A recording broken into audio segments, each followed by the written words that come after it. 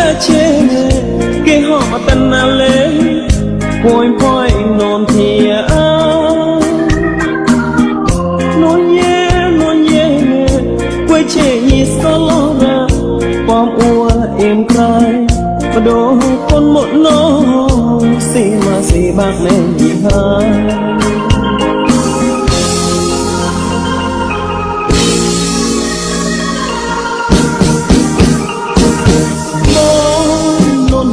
mùa và mùa lời lót lại đó là út chứa cho hai bữa mơ mộng có họ nô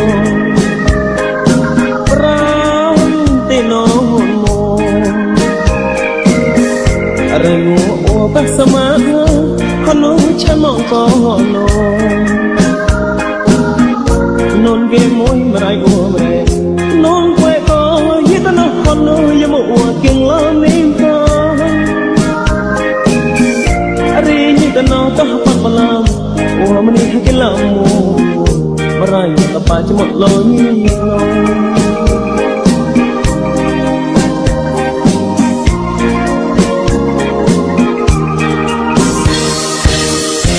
nghe bây giờ con nằm mơ, có cái xe mơ nè,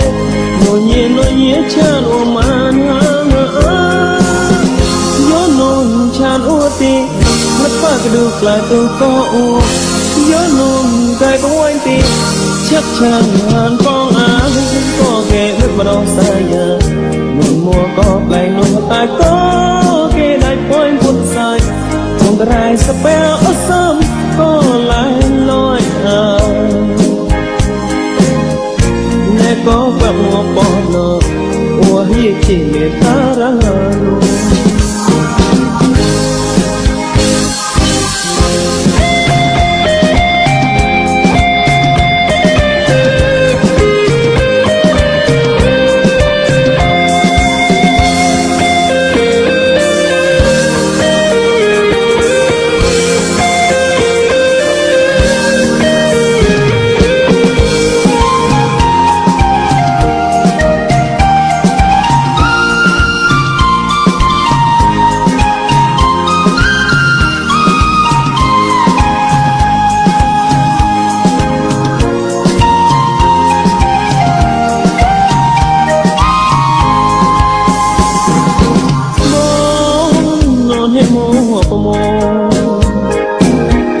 lời lót lại đó là ôn chứa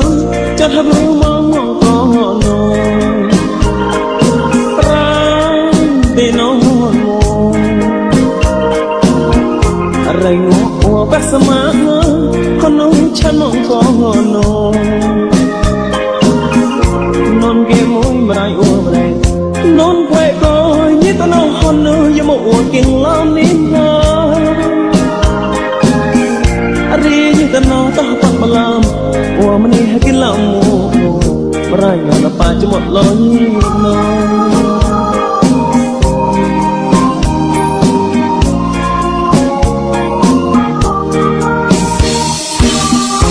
Nếu đâu có nằm mồ,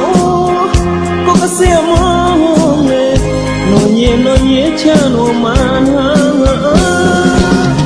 gió nôn chan ủa tim. Lấp được lại tôi có ua gió nôn cái của anh tìm chắc chắn hàn phong áo cũng có kề nước vào đâu xa nhà mùa có lại lòng tai có kề đại quanh quân sai một rai sắp béo ở sớm có lại nói mẹ có cầm một bao đồ ua hay gì chỉ ta